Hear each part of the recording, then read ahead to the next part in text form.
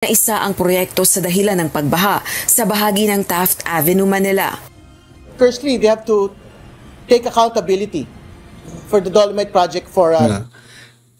They will take accountability raw. Itong sino ang nagpasimuno sa Dolomite Beach na itong Manila Bay. Sinisisi niya ngayon, kaya bumaha ang Maynila. Okay. Magandang araw po sa ating lahat at panibagong vlog na naman ang ating gagawin ngayon. At heto, grabe, itong Dolomite Beach. Kung matatandaan natin, panahon ito ni former President Duterte at sobrang madami po ang mga humahanga kay Tatay Digong, no? Kung paano nilinis ni Tatay Digong ang Manila Bay at ginawa pang white sand ang Manila Bay through the Dolomite Beach, no? Pero ngayon sinisisi itong Dolomite Beach sa baha na nangyari ngayon sa Maynila. 'Di ba? Ganyan sila. Wala nang ibang ginawa itong gobyernong Marcos kundi sisi lang ng sisi sa mga Duterte. Yan ang diyan sila magaling. Itong administrasyon ni Marcos, magaling laman sila sa pagsisi ng the previous administration. Dolomite Beach, Manila Bay, nilinis kasi sobrang sa panahon po ni Pinoy, sobrang yak. Nakakadiri yung Manila Bay. Pero ngayon, sinisisi pa ang Manila Bay sa baha ng Maynila. Akala mo naman na itong baha ng Maynila, ngayon lang ito nangyari. Inoon pa yan Pagdating ni Bongbong Marcos, saka na bumaha yung Maynila na yan.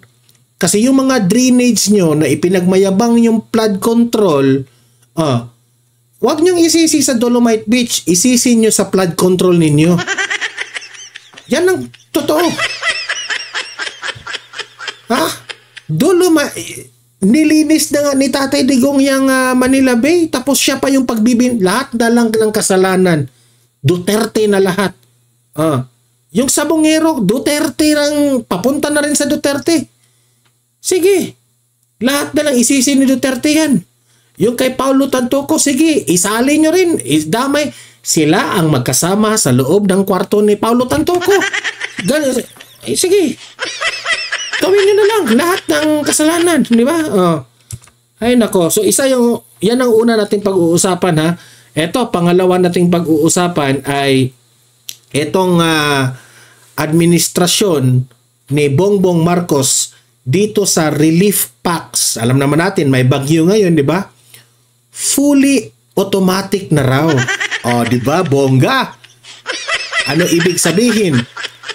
Mabilis na raw silang gumawa ng pagripake ng mga relief packs. Ipinagmayabang ng administrasyong Marcos na mabilis na silang gumagawa ng relief packs kasi automatic na raw. Okay? Ang pagre-repake. So, mabilis na silang makapagbigay ng mga tulong sa mga biktima ng baha. Diba? Sounds good. Very nice to hear, diba? Pero, ang solusyon sa baha, wala. Di ba? Mamaya, i-explain ko yan sa inyo. Bakit sablay? Okay man, mabilis yung pag-repack ng mga relief goods, pero sablay pa rin ito. Ipapaliwanag ko yan mamaya. Okay?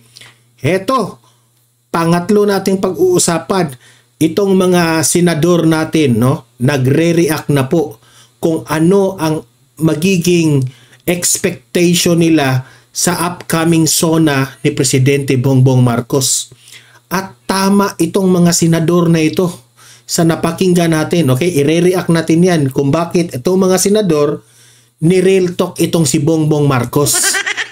Okay, na gaano itong mga senador na ito, pinatunayan ninyo kayo dyan, mga senador, pinatunayan nyo kung gaano kahina, gaano kapalpak itong administrasyon ni Bongbong Marcos. Mamaya ipapakita ko 'yan, ha.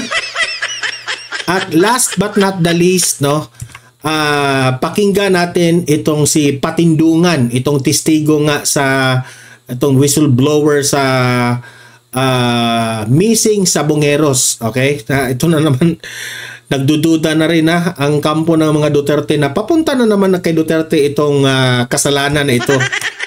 Okay?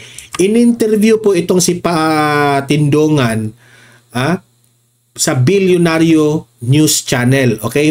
Pakinggan natin at ire-react natin ang update patungkol po dito. Okay? Pero bago ang lahat, itong interesting na topic natin ngayon, bago natin ito pag-uusapan, help me po muna na i-like at saka i-share itong video na ito para guys, kakalat ito sa taong bayan. Okay? O, sabay-sabay muna tayong mag-like and share sa Donmar TV. Itong video na ito, like and share. 1, 2, 3, go! Okay, naka-like and share na ba lahat? And also guys, sa mga bago pa lang dito sa aking channel, mag-subscribe na po kayo para lagi kayong updated sa ating mga balita. And at the same time, yung mga cellphone ninyo, ma-notify yan kung meron tayong breaking news, bagong uploads, o kung nagla-live ang ating channel. Ma-notify kayo lahat dyan. Kaya mahalaga po na mag-subscribe tayo sa Donmar TV. 1, 2, 3, go! Ayan, nakasubscribe na ba lahat? Okay, so Dolomite Beach muna tayo. Okay? Bakit naging kasalanan na naman ito ni Duterte, di ba? Okay, Dolomite Beach.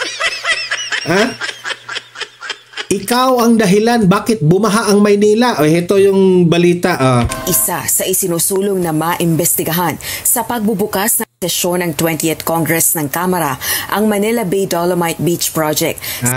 Yun pala. Ang Kongreso pala ang may kagagawan. Sila pala ang isinisulong nila na imbestigahan itong Manila Bay Dolomite Beach. Alam ko na. Alam ko na kung saan ito pupunta. Kasi paimbestigahan ng Kamara, paimbestigahan ng siguro sabi ng dyan, yung sabi ng tambaluslos dyan, gawan nyo niyang paraan yan, i-investigate na may kasalanan talaga yung gurang na yan nandun sa ICC. Isisisi natin yan kasi malapit ng eleksyon. Ganon. Baka ganon ang nangyari pero hindi yun nangyari. Analysis lang natin yun, okay? So, pag sabi na sa balita na imbestigahan ang Dolomite Beach sa Manila Bay ng Kamara, alam na. Sa ilalim ng administrasyon ni dating Pangulong Rodrigo Duterte. Ito ang nakapaloob sa House Resolution number 56 na inihain ni Bicol Saro Party List Representative Terry Ridon. Siya ang siya ang mangunguna. Ang kongresista ang tagapanguna sa InfraWatch PH, isang non-government policy think tank na unang nagbabala noong 2020 laban sa proyektong Manila Bay. Di ba? Kung matatandaan pa natin, sobrang marami pong natuwa dyan sa Manila Bay, sa ginawa ni Tatay Digong. Maraming vloggers ang pumupunta dyan. Ini-vlog nila dahil sobrang saya. For how many years sa nagdaan na mga presidente, si Duterte lang ang nakagawang nilinis ang Manila Bay. Pero ngayon, sinisisi na nila. So anong point ko dito? Ang point ko is, mas gusto siguro nila yung maraming basura. Naku po. Diba? Kasi sinisisi nila Nilinis ni Duterte, pinaganda, ngayon sinisisi. O sige, Bongbong Marcos, ibalik nyo na lang yung Manila Bay na yung sobrang daming basura. Ganyan naman kayo Yan ang Marcos legacy. Ayaw ng Marcos legacy na malinis ang Manila Bay. Gusto niya siguro yung wala kayong pagkaiba ni Pinoy. Gusto nyo ng basura. Gusto nyo ng basura. Sinisisi na naman nila eh. Rehabilitation project. Ngayon, nananawagan ng mambabatas ng pananagutan mula sa Department of Environment and Natural Resources o DENR. Sa gitna ito ng pahayag ng Metropolitan Manila Development Authority o MMDA na isa ang proyekto sa dahilan ng pagbaha sa bahagi ng Taft Avenue, Manila. Firstly, they have to take accountability for the Dolomite project for They will take accountability raw. Itong sino ang nagpasimuno sa Dolomite Beach na itong Manila Bay.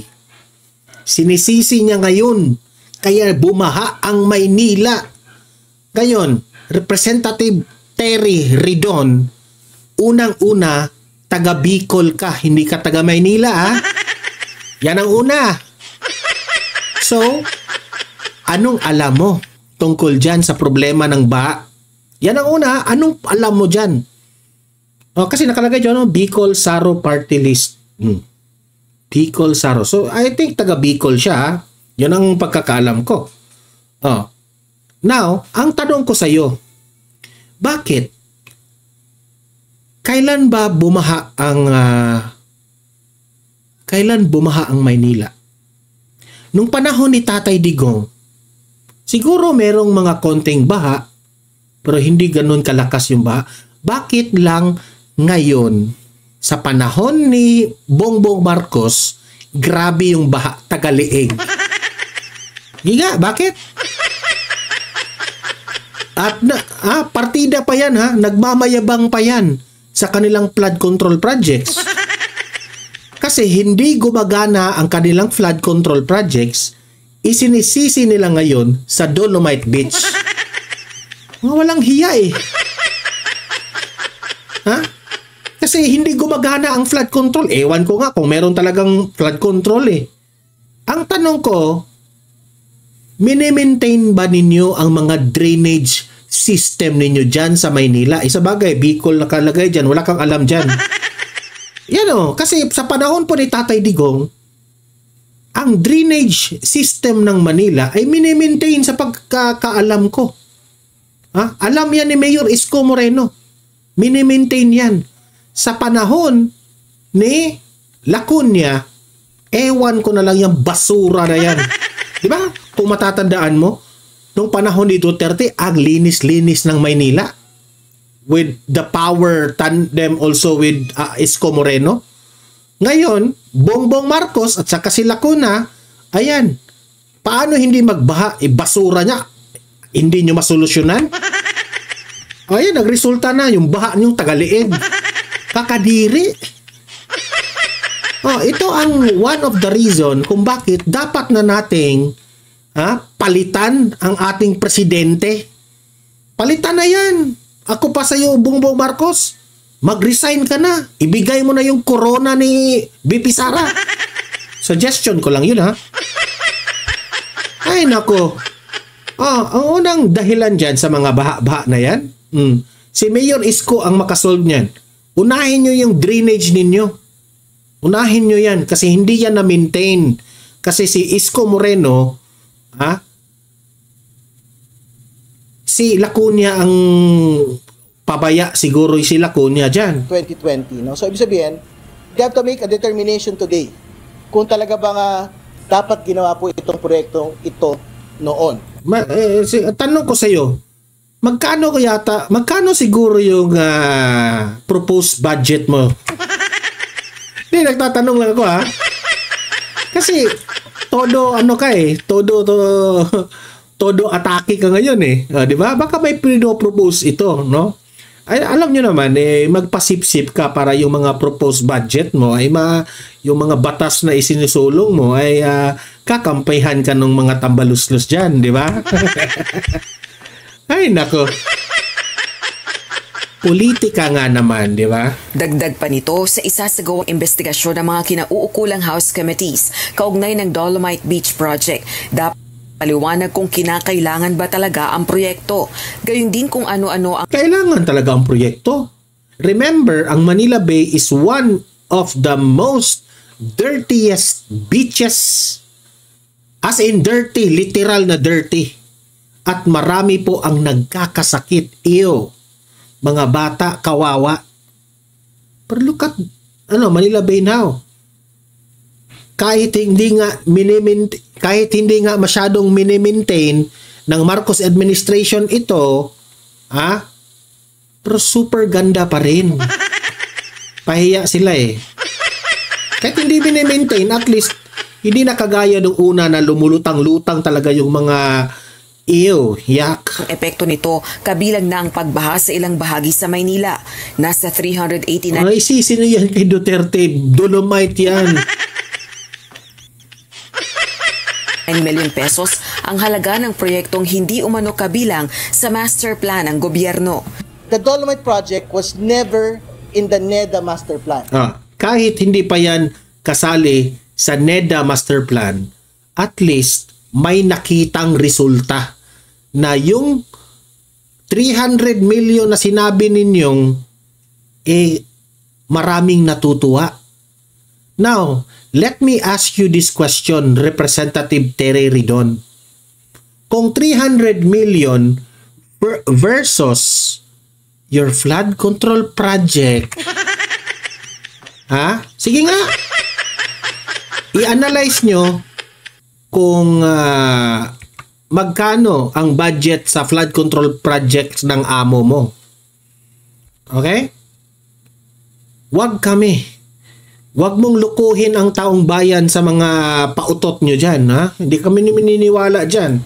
Ibig sabihin, sumulpot po ito parang kabuti. Dito po sa DNR line item. So, ano gusto mo? Sige, ibalik natin yung Manila Bay na may basura na lang. Baka yun ang gusto mo. Budget for the 2020 budget. So, merong dapat magpanagot bakit nakasali po itong proyekto na ito. 389 million pesos po. Na pwede sana ginamit sa totoo lang para sa mga dagdag pong interventions. Tanong pa ng kongresista, may itulong ba ang Dolomite Beach Project para ma-improve ang kalidad ng tubig sa Manila Bay? Rosa Licos, UNTV. So ayan, kayo nang humusga Kayo na mag-comment. Anong masasabi nyo dyan? Napaimbestigahan nila ang Dolomite Beach. Kasi raw, ito ang dahilan bakit bumabaha. Good luck na lang. Okay? Heto pa. Kapalpakan. Bakit nasabi kong palpak? Heto Heto yung ipinagmamayabang ng Marcos administration ngayon. Pasok. Inihahanda na ng gobyerno ang ipapamahaging relief pack sa mga apektado ng bagyong Krising. Mas mabilis na raw ito dahil fully automatic na ang pagre-repack. At live mula sa Pasay City, nasa frontline ng balitang yan, si Gerard de la Peña. Gerard, pakipaliwanag mo nga sa amin, ano ba ibig sabihin pag sinasabing fully automatic yung repacking? Ruth, personal nga sumilip dito sa National Resource Operations Center ng DSWD si Pangulong Bongbong Marcos para personal niya makita yung repacking ng relief goods ngayong nananalasa ang bagyong Krising. Ang pinagkaiba dito kasi, Ruth, ay fully automatic na ang pagre-repack dito. Kaya kung dati ay nasa mahigit 9,000 relief packs lamang ang nagagawa sa isang araw, ngayon ay umaabot na ito sa 25,000 packs. Sa ngayon daw ay may 3 million relief packs sa 1,000 bodega ng DSWD sa buong bansa. Higit na marami yan kumpara sa 1 million relief packs bago naging automated ang repacking. Kwento ni DSWD Secretary Rex Gatchalian, 2 buwan pa lamang ang mga... Diba? Sobrang nakakamangha, no? Fully automatic ang pag-repack. Mabilis ang pag-produce ng mga relief packs. Wow, di ba? Wala. No question about that. Okay ito. Okay. No problem. Bongbong Marcos. Kaya kailangan mong magmayabang dito, Bongbong Marcos, kasi mapapabilis na po ang pagrepake ng mga relief goods. Wow! Equipment dito na ipinabid matapos. Tingnan nyo, ang dami!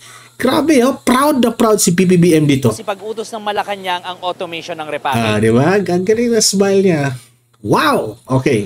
Ruth, importante raw na mabilis yung repacking ng relief goods. Bakit importante na mabilis ang pag-repack ng mga relief goods? Sige nga. Para mabilis din daw makaresponde ang DSWD sa panahon ng kalamidad katulad ngayon. Wow. Pakinggan natin ang pahayag ni Pangulong Bongbong Marcos. Ang maganda dito sa bagong makinarya na ginagamit natin, mas mapapabilis at mas mapapaganda ang ating pagpacking ng mga relief goods para ibibigay natin sa ating mga evacuees. Mukha namang ready na tayo. Sobrang ready, di ba? Approve, okay? Talo ninyo ang Office of the Vice President, approve. Nakapag lahat ng warehouse ng DSWD, lalo na dito sa Luzon, especially up to Northern Luzon, sana hindi na lumakas yung bagyo, pero kung sakali ay lalakas pa, naka-ready naman tayo. Wow! Ang galing! Automatic, fully automatic. Wow! Ayan o, sobrang dami o. Ang bilis nga. Ang bilis nilang makagawa ng relief pack. Wow! Gerard. Ready to eat food. Bawal ibenta, bawal i-repack. DSWD. Nakapag-abot na ba daw sila or nag-distribute na sila ng relief goods doon sa... Okay. Ang tanong, Don Mar, bakit nasabi mong palpak ito? Bakit ayaw mo bang, sasabihin ng mga bashers bakit ayaw mong mabilis ang repacking, Don Mar? Mabibigay. Alam nyo ba, bakit sablay pa rin itong ginagawa nila? Okay to, walang problema sa repacking. That's good. Huwag niyong ibago yan, ganun pa rin. Nagmamayabang sila dito sa fully automatic ang pag-repack ng mga relief packs. Pero, ang solusyon sa baha, wala. Palpak. Di ba? Kasi, alam mo, Bongbong Marcos, dyan ka mahilig Mahilig ka sa ayuda. Mahilig ka dito. Itong relief packs na ito. O sige, kailangan nilang mapabilis ang pagbigay ng mga relief packs. Kasi kung i-analyze mo, para na rin itong nag-vote buying. Di ba? Kasi siguro, sa panahon ng eleksyon, sasabihin na ng taong bayan, iboboto ko si Bongbong Marcos kasi nabigyan ako ng relief packs. Di ba? Yan ang sasabihin So, what do you mean, Don Mar? Anong wrong dito? Very wrong. Why?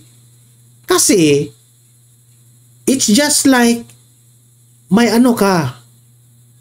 Ang problema, meron kang, dito ano ba yung samad sa Tagalog? Meron kang sugat, okay? Meron kang sugat. Instead, paano mo isosolve itong problema sa sugat mo? Ang ginawa ni Bongbong Marcos, instead na lalagyan nyo ng antibiotic kasi lumala na yung sugat mo, lagyan mo ng betadine para ma-okay na yung sugat mo, hindi ganon ang ginawa ni Bongbong Marcos. Nilagyan lang niya ng pain reliever ang problema.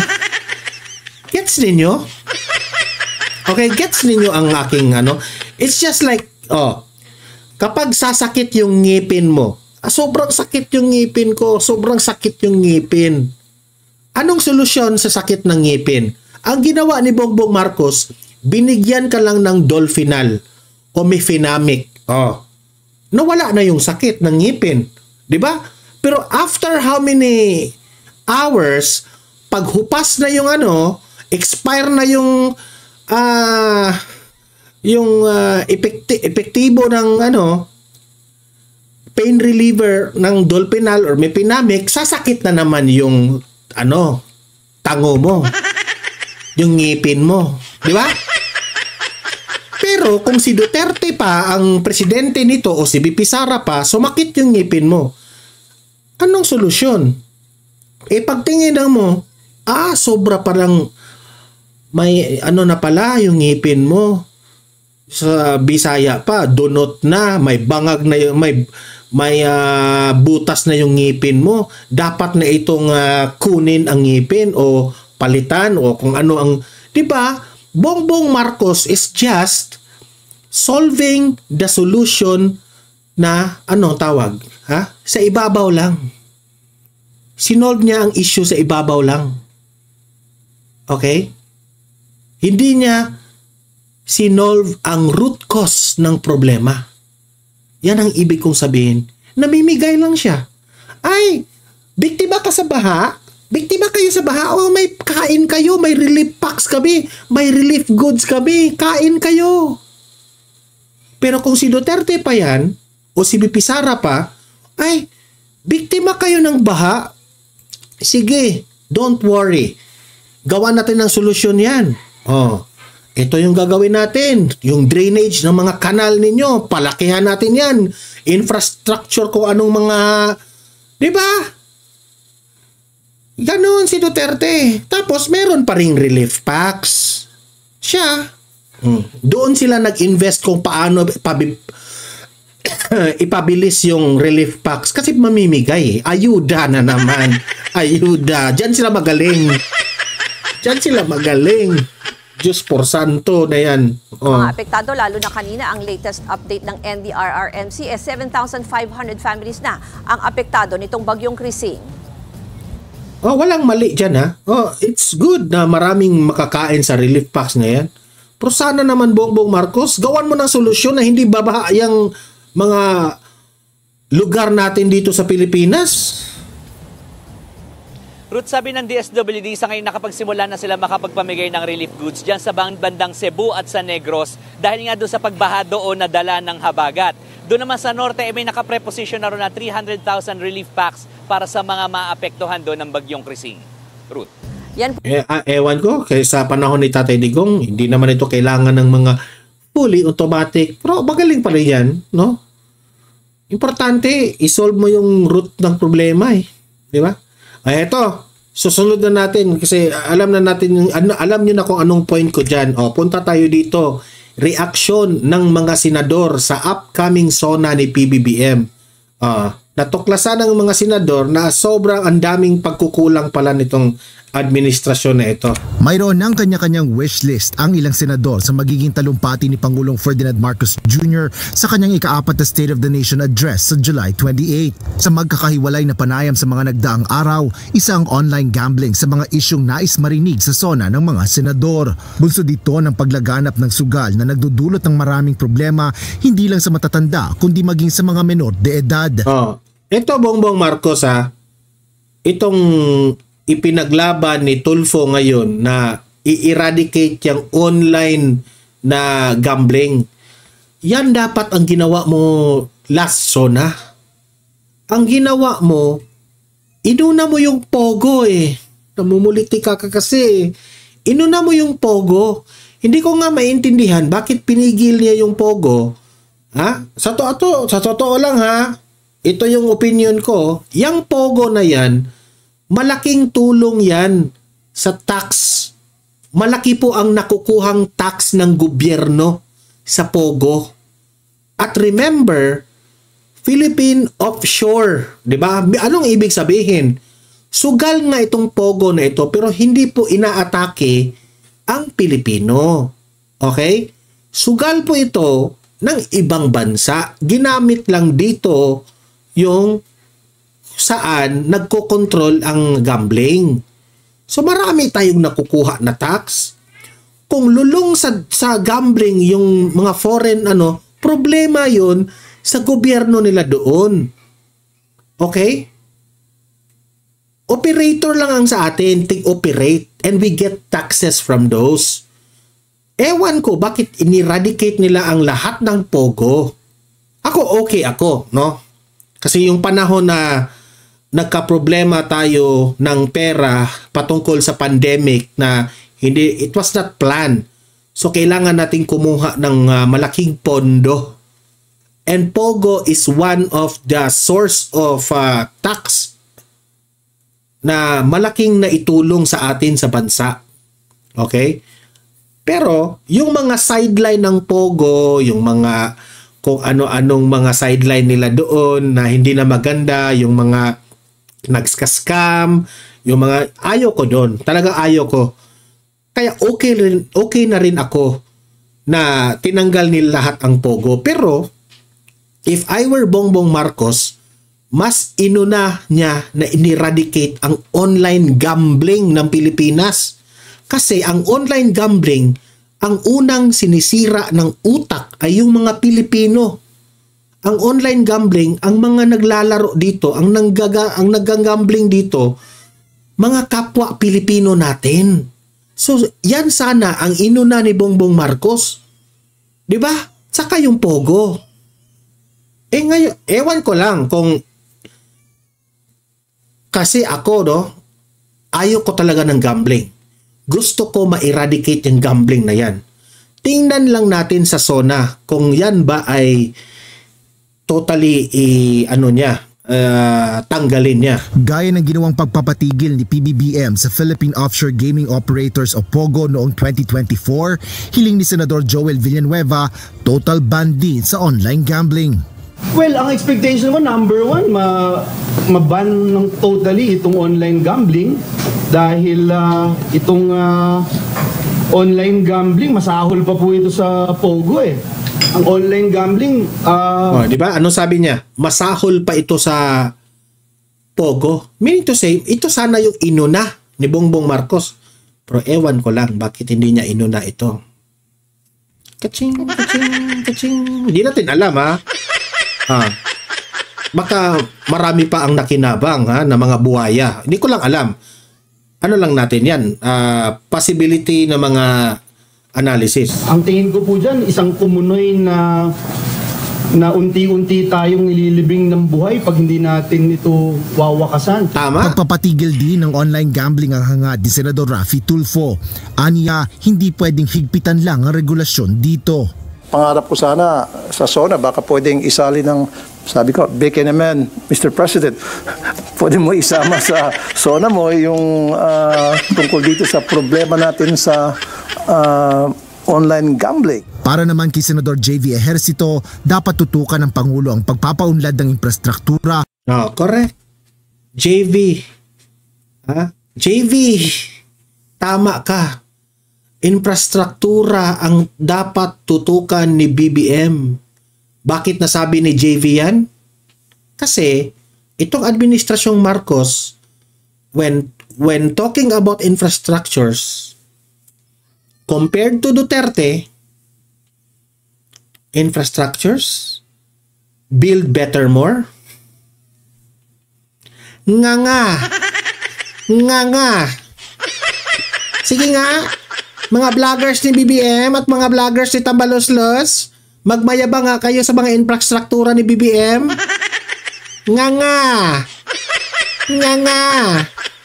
Lalo pat na pag-iiwanan na ang Pilipinas sa ASEAN region. Correct. So kung ako po ang tatanungin nyo, sana ang gusto ko marinig sa SONA ng Pangulo, I hope that he concentrates again on infra development kasi ito kailangan natin gawin.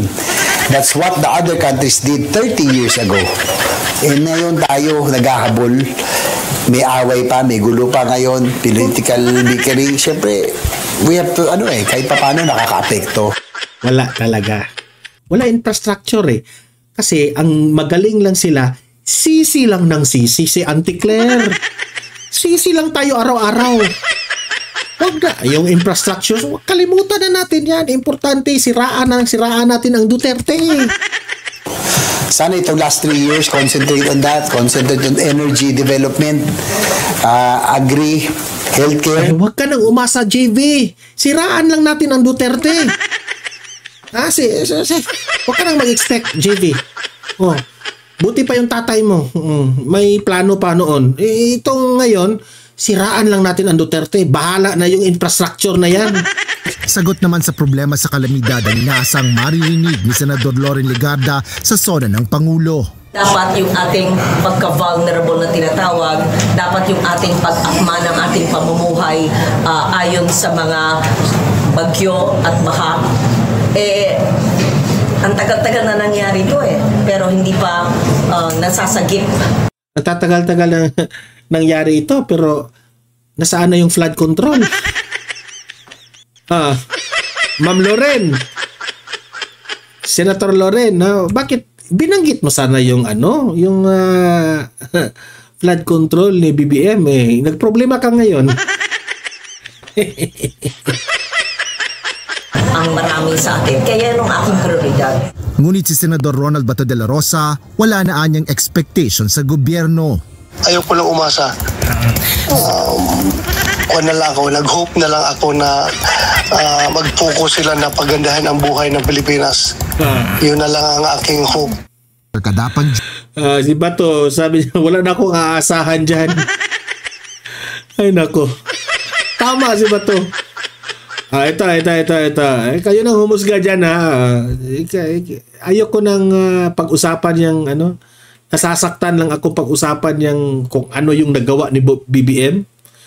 Sayang yung boto ko, sa totoo lang. Sayang talaga. Ito, si Patindungan na testigo, whistleblower, updates at interview niya patungkol sa missing Sabongeros, no? Ito, in-interview ng Billionaire News Channel. Ito, pasok. Play. Magandang gabi sa iyo at maraming salamat sa iyong oras. Magandang gabi po, Ma'am Genki. So, ang sabi po ni General Estomo, para daw mapatawad ka niya, ay gusto niya ay magpa-interview ka o at least sabihin mo o bawiin mo na hindi daw siya miyembro, yung pag-link mo sa kanya dito sa Alpha Group. So ang tanong ko sa iyo ngayon, Don, babawiin mo ba ito? Bakit ko babawiin? Una, wala naman akong kasalanan sa kanya. Para saan? Para daw doon sa pag-link mo doon sa tinatawag na Alpha Group. Dahil hindi daw siya, ang sabi niya, hindi daw siya bahagi nitong Alpha Group. Katulad ng sinabi ko, yung isang seat ng Alpha, tatlo yan sila, naghati-hati dyan. Si Lito Gira at saka si Bernie Tacoy. Kaso lang, ito si General Estomo, lubog to. Kasi isa ito sa mga revelasyon niya, itong si Estomo, no? Ibig sabihin ng lubog, wala siyang pangalan. Alam niya yan, term ng pulis yan na lubog. So, ikaw, you're stressing and you're still confirming na ito pong si General Estomo ay parte ng Alpha. Yes.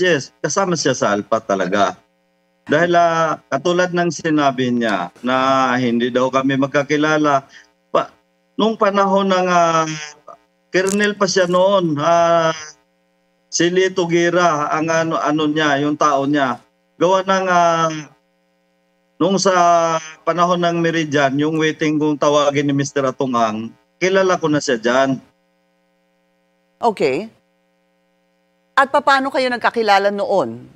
Nung colonel pa lamang siya? Dahil isa yan sila sa tinatawagan ni na Mr. Atungang, pag halimbawa may mga pinapahuli, ang inuutosan itong si Lito Gira. Kaya doon pa lang, naririnig ko na yung pangalan niya. So, para malinaw, Don, ano yung connection again ni Lito Gira at nitong si General Estomo na colonel noon nung sinasabi mo nga na nakilala mo siya? Dahil si Lito Gira, yan talaga ang parang bagman ng lahat noon. Dahil yan si Lito Gira, siya ang inuutosan ni Mr. Atungang pag halimbawa may pinapahuli na illegal, na bukes. Yan, doon ko nakilala yan, si Lito Gira, sa Pangasinan at nababanggit na yung pangalan niya. Sa Meridian pa lang, alam niya yan. Ang sabi ni General Estomo, dahil nagpa-interview na nga siya kahapon, wala daw siyang kinalaman dito sa mga missing Sabongeros. Sabi pa nga niya, nung nangyari daw ito, RD, Regional Director daw siya ng Bicol, at yung mga nako-connect dito sa missing Sabongeros ay apparently mga police ng taga Calabarzon. Kaya't napaka-imposible daw na parang yung iyong paratang laban sa kanya. Katulad ng sinabi ko, wala talaga siyang alam sa missing Sabongero. Pero membro siya ng Alpha. Sa isang team, tatlo sila yan. Lubog lang siya. Gawa ng active siya na pulis eh. Alam yan ni Bernie Tacoy, alam yan ni Kuya Gira. Kuya Lito, alam yan. Opo. Alam niya yan. So, ngayon, sa sinabi niyang hindi niya alam yung sa totoo lang, nung January 28, 2023, Nagpa-derby yan sa loob mismo sa farm ni Lito Guerra. May entry ako dyan, sinalihan ko pa siya. Paano niya sabihin? Dahil wala siyang alam sa sabong. So, Una, bakit mayroon siyang betting station? Inamin niya rin, sa bibig niya rin niya nanggaling na mayroon siyang betting station. Pangalawa, sinabi niya na hindi sila magkakilala ni Mr. Atong-ang. Kung hindi ka kilala, bakit ka bigyan ng betting station? Yun lang ang unang tanong ko sa kanya. Saan yung betting station niya, Don, na sinasabi mo? Katulad ng mga pinanood ko lang kasi, yung interview niya kaninang umaga kay Katunyeng, pati dyan yata sa inyo, nagpapa-interview siya, sinabi niya mismo na nagkaroon siya ng betting station. Kaya naman na sinagot ko lang ito dahil nakikita ko parang defense counsel na siya ni Mr. Atong-ang. Subukan nyo panoorin yung mga interview niya. Napanood ko na. Ngayon, sinabi niya na hindi niya kilala si Mr. Atong-ang. Ngayon, bakit mo nasabi na hindi mo kilala si Mr. Atong-ang? Bakit mo sinasabi na si Mr. Atong-ang mabait, walang ginawang kalokohan? Saan kayo maniniwala? Ako na halos araw-araw kasama ni Mr. Atong-ang within 16 years? O siya na tinatawagan lang? O inuutosan na ganito ang gagawin? Pangalawa, nagpakita siya ng certification. Na yung certification na yan galing sa Pitmaster Foundation. Opo. Samantala, ang may-ari ng Pitmaster ay si Lakiit na pagmamay-ari ni Atong-ang na pinangalan doon sa anak ni Engineer Celso Salazar. Yung Pitmaster Foundation na sinasabi mo, Don, yun yung papel na nakasulat doon na wala siyang kinalaman. Yung galing kay Attorney Caroline Cruz. Na walang kinalaman, yung nakasulat doon, yung supposed to be walang kinalaman si General Estomo. Wala siyang kinalaman doon sa Pitmaster Foundation na yan. So, clear po kayo, malinaw po sa inyong salaysay ngayon na wala siyang kinalaman sa missing sa Bungeros, pero talagang parte siya ng Alpha. Pero lubog, yun po yung inyong ginagamit na salita. Lubog po siya. Dito sa dalawang personalidad na inyong binabanggit, si Guerra at yung isa pa. Si Bernie Takoy. Ngayon, sinabi ko nga, ulitin ko, nung January 28, 2023, nagpa-derby yan mismo doon sa loob ng farm ni Lito Guerra. Ngayon, may entry ako doon. Sabi nga ng handler ko, boss, bawal mag-video dito. Gawa may isang general na nandito. Pero napicturean niya ng handler ko, yung farm at saka yung bahay. At saka yung resort, nandun, nakarating din ako dyan. Yung sa Indang. I see. Don, nung nag-file ka ng reklamo sa Napolcom, parang ang lumalabas kasi, ang sinama mo doon is about 12 police, 2 colonel, 1 major, tapos 9 na non-commissioned personnel. Nakausap ko po ang Napolcom noong isang araw, dahil nga nung nagka-interview ka doon, di ba, yun nga, nagpakita ka na nga ng mukha noon na doon ka nagbigay ng itong mga pangalan pa tulad ni General Estomo. Ang tanong ko, magkakaroon ka ba ng supplemental complaint o meron ka bang plano na dagdagan pa itong mga pangalan sa iyong complaint katulad ni General Estomo? Yes, katulad ng sinabi ko, marami kasi yan sila na pulis. Yung iba kasi dyan, mukha ko lang nakilala yung mga yan. Pero involved talaga sila. Katulad nung yung grupo nung mga pulis na pinakasuhan ko dyan, mayroon akong kapatunayan na lahat yung mga yan, may mga tattoo yan sa batok. And ano yung tattoo? Yung Arcangel. Actually, hindi nila may deny sa akin dyan dahil yung iba nagpabura na. Dahil alam nila, nagagamitin ko at mayroon din ako niyan. Kasama rin ako sa tinatuan ng mga yan. So meron kang tattoo? Ikaw din? Yes. At hindi mo pa pinapatanggal? Yes, ba't ko ipapatanggal? E di nahahalatang gumagawa lang ako ng kwento. Don, so may plano kang mag-file ng supplemental complaint dito sa NAPOLCOM? Yes, nag-aahanda lang yung abogado ko. At dito sa supplemental complaint, anong masasabi mo sa amin hinggil sa anong ilalaman o sino pang isasama dito sa complaint na ito? Sa ngayon, Pinky, pasensya na, medyo confidential muna to at ayaw ko na muna dagdagan yung mga magagalit sa akin. Opo. Pero alam naman ng taong bayan yan. Meron ho ba kayong hope o umaasa ka ba na meron pong magko-corroborate pa sa inyong mga sinasabi, sa mga statements na inyong inalaban, sa mga akusasyon? Yes, Pinky. Una pa lang, sinabi niya na sa akin na kwentong barbero raw ako. Ito lang kasimple. Nung sinabi ko yung Taalik na doon pinagtapunan, kung kwentong barbero ako, generalisto mo, may matagpuan kayang mga buto dyan? Sige nga. Ngayon, pangalawa, kaya kong patunayan na kasali ka talaga sa Alpha. Kaso lang, sa isang tatlo kayo, naghati-hati dyan. Pero yung buto na mga natatagpuan doon sa lake, hindi pa yun confirm ha kung yun ba talaga ang mga sabongeros. Yun lang aking comment dyan ha. Plano, sabi mo nga na mag-file ng supplemental complaint, ano po. Don, kailan kaya ito? Inaantay ko lang at inaayos ng aking abogado. At sigurado bang kasama dito si General Estomo? Sa ngayon, wala akong babanggitin katulad ng sinabi ko sa iyo, Pinky. Alright. No? Okay. Let me ask you about this, Don. Meron kasing hearing, hindi ba? Sa July 22? Yes. Okay. Nabanggit na yon ni... Go ahead. Nabanggit na? Nabanggit na ng DOJ yun na may hearing ako sa 22 sa Manila. Oo, sa Manila RTC. Pero itong magiging hearing kasi na ito, Don, medyo iba. Please correct me if I'm wrong. Dahil ito ngayon ang hearing na ikaw ay parang, ikaw na yung iba doon sa ibang mga respondents. Kasi ikaw na yung parang nagiging whistleblower ngayon. So, para lumalabas, mag-isa ka na versus the 5 others. Tama ba yon? Opo. And how do you feel about that?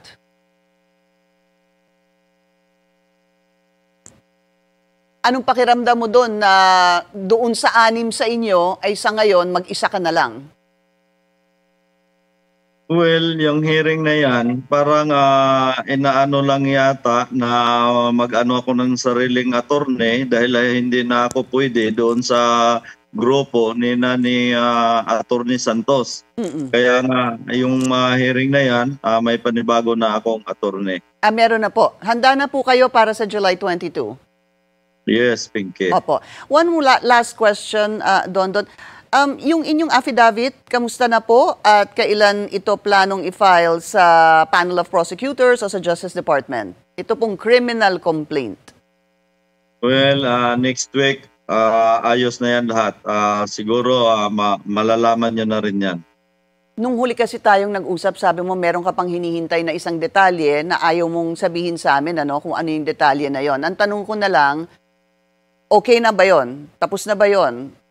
Yes, katulad ng sinabi ko na end of this month, may papile na talaga yon.